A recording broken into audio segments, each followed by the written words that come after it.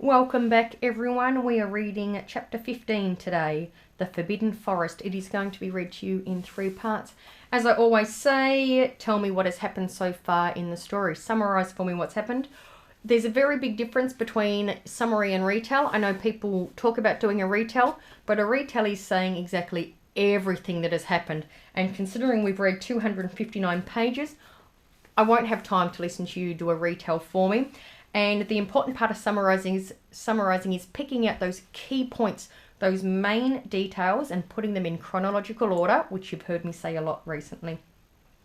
If you can't remember what's just happened, remember, as I say, read the last paragraph of chapter 14, or maybe the last page or 2 pages, just to remind you of where we're up to. It helps bring you up to speed so you're ready to comprehend and show your understandings as we begin the new chapter. Before I start reading, once again, have a look at those characters. Have a look at the other characters in the story as well and see how all the characters connect together, how they interlink. What attributes do they have in common? How are they different? So, are Malfoy and Harry completely different, or do you think they have some things in common with each other? So, think about that. Think about who the good guys are in the text, the protagonists, and who the bad guys are, the antagonists. So we can split it into good and evil. You could draw that Venn diagram. So the 2 circles that interlink. So you could have the good guys, the protagonists, the bad guys, the antagonists. And then interlinking, you might have a few characters that you find venture on both sides. And then hopefully by the end of the text, you can work out what side they fit on. You might find that you have characters that constantly switch sides. So it's really important to pay attention to those details.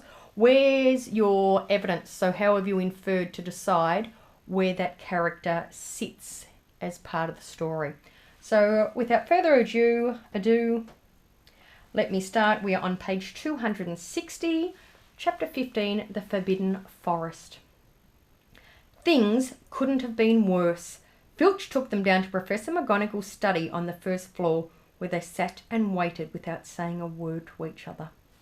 Now, if I recall, wasn't it Professor McGonagall that had caught Malfoy, and Malfoy was trying to explain what happened, and she claimed they were lying. So how is Professor McGonagall going to feel now that she's taken 20 points off Slytherin, and she has those children sitting outside her office? So it means Malfoy may have not told a complete truth, but he was right in the fact that they were out and about. Hermione was trembling. Excuses, alibis, and wild cover-up stories chased each other around in Harry's brain, each more feeble than the last. Feeble means weak. So he started with great ideas, and as he keeps churning all those ideas around, they're slowly becoming more feeble, they're weak, they're not making connections, they're not sounding truthful. Think about all the different excuses you could come up with. I'm sure there's been a time once or twice in your life where you've come up with a couple of excuses. He couldn't see how they were going to get out of trouble this time. They were cornered. How could they have been so stupid as to forget the cloak?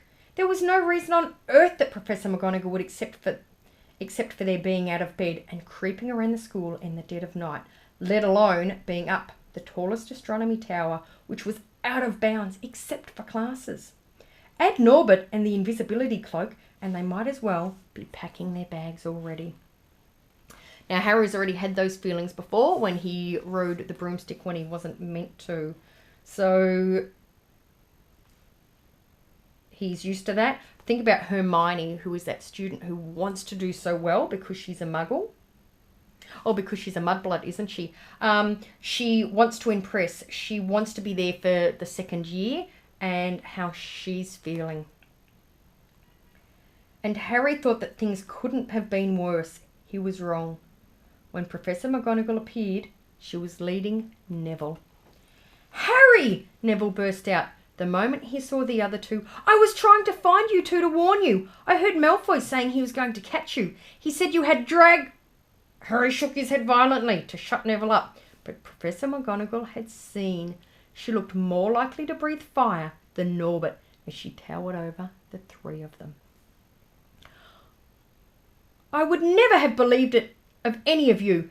Mr. Filch says you were up in the astronomy tower. It's 1 o'clock in the morning. Explain Explain yourselves." It was the first time Hermione had ever failed to answer a teacher's question. She was staring at her slippers, as still as a statue. "I think I've got a good idea of what's been going on," said Professor McGonagall. "It doesn't take a genius to work it out. You fed Draco Malfoy some cock and bull story about a dragon, trying to get him out of bed and into trouble. I've already caught him. I suppose you think it's funny that Longbottom here heard you tell the story, and he believed it too." Harry caught Neville's eye and tried to tell him without words that this wasn't true, because Neville was looking stunned and hurt. Poor blundering Neville. Harry knew what it must have cost him to try and find them in the dark, to warn them, which I think you think about the character of Neville, how supportive that is of him. He wouldn't like to go out there. He's always stumbling. He doesn't seem the brightest of bunnies when it comes down to it. So for him to risk his own safety and to be brave enough to do it shows what a fantastic person he is. "I'm disgusted," said Professor McGonagall. "4 students out of bed in one night. I've never heard of such a thing before. You, Miss Granger, I thought you had more sense. As for you, Mr. Potter, I thought Gryffindor meant more to you than this. All 3 of you will receive detentions. Yes, you too, Mr. Longbottom. Nothing gives you the right to walk around school at night, especially these days. It's very dangerous. And 50 points will be taken from Gryffindor." 50? Harry gasped. They would lose the lead he'd won in the last Quidditch match. 50 points each, said Professor McGonagall, breathing heavily through her long, pointed nose. "Professor, please." "You can't." "Don't tell me what I can and can't do, Potter. Now get back to bed, all of you. I've never been more ashamed of Gryffindor students." 150 points lost. That put Gryffindor in last place. In one night, they'd ruined any chance Gryffindor had for the House Cup. Harry felt as though the bottom had dropped out of his stomach. How could they ever make up for this? Harry didn't sleep all night. He could hear Neville sobbing into his pillow for what seemed like hours. Harry couldn't think of anything to say to comfort him. He knew Neville, like himself, was dreading the dawn. What would happen when the rest of Gryffindor found out what they'd done? At first, Gryffindors passing the giant hourglass that recorded the house points next day thought there'd been a mistake. How could they suddenly have 150 points fewer than yesterday? And then the story started to spread.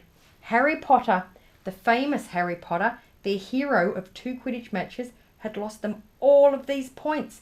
Him and a couple of other stupid first years. From being one of the most popular and admired people at the school, Harry was suddenly the most hated. Even Ravenclaws and Hufflepuffs turned on him because everyone had been longing to see Slytherin lose the House Cup. Everywhere Harry went, people pointed and didn't trouble to lower their voices as they insulted him. Slytherins, on the other hand, clapped as he walked past them, whistling and cheering, "Thanks, Potter, we owe you one." Only Ron stood by him. They'll all forget this in a few weeks. Fred and George have lost loads of points in all the time they've been here, and people still like them. They've never lost 150 points in one go, though, have they?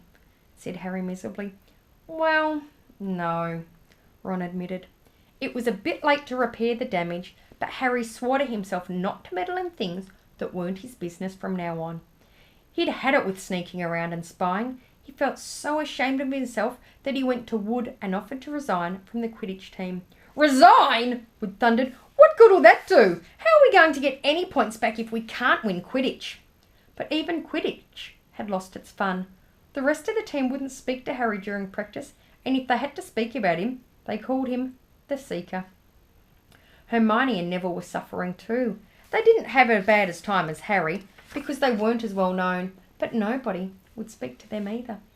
Hermione had stopped drawing attention to herself in class, keeping her head down and working in silence. Harry was almost glad that the exams weren't far away. All the revision he had done to keep his mind off his misery. He, Ron and Hermione kept to themselves, working late into the night, trying to remember the ingredients in complicated potions, learn charms and spells off by heart, memorise the dates of magical discoveries and goblin rebellions. Then About a week before the exams were due to start, Harry's new resolution not to interfere in anything that didn't concern him was put to an unexpected test.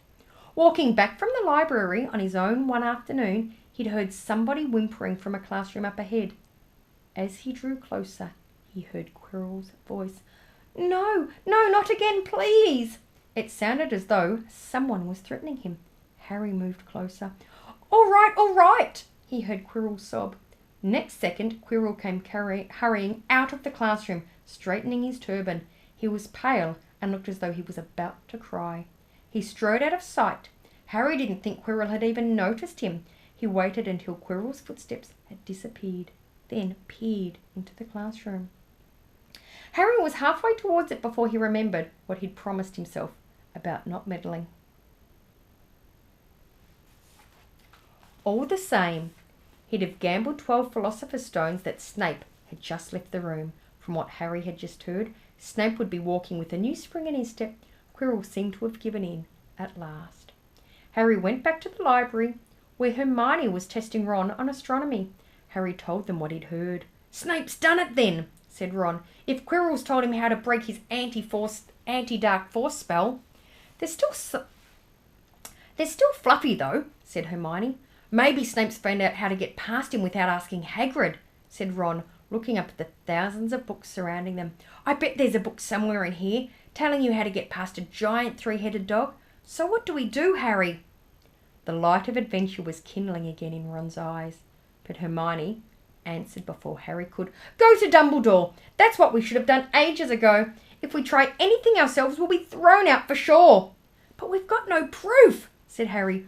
"Quirrell's too scared to back us up. Snape's only got to say he doesn't know how the troll got in at Halloween, and that he was nowhere near us on that third floor. Who do you think they'll believe, him or us? It's not exactly a secret that we hate him. Dumbledore will think we made it all up to get him sacked. Filch wouldn't help us if his life depended on it. He's too friendly with Snape. And the more students get thrown out, the better he'll think. And don't forget, we're not supposed to know about the stone or Fluffy. That'll take a lot of explaining." Hermione looked convinced, but Ron didn't. "If we just do a bit of poking around?" "No," said Harry flatly. "We've done enough poking around." He pulled a map of Jupiter towards him and started to learn the names of its moons. The following morning, notes were delivered to Harry, Hermione, and Neville at the breakfast table. They were all the same. "Your detention will take place at 11 o'clock tonight. Meet Mr. Filch in the entrance hall. Professor M. McGonagall." Now, I find that quite interesting because I'm thinking back, I've got confused, which is one of the reasons I questioned myself. I wondered why Ron's name wasn't on the detention list, but only 2 of them could carry the dragon crate. So Ron is lucky that he was not involved. Otherwise, it would have been 200 points. So this is something I do as a reader. I cycle back a lot into my mind to events that have just happened because I need to clarify. So for quite a few pages, I thought Ron was involved as well. So I'm glad that has made more sense to me now. It's me stopping, thinking about what's happened, and finding all that evidence that tells me what I need to know. And I shall return for part 2 of chapter 15. See you soon.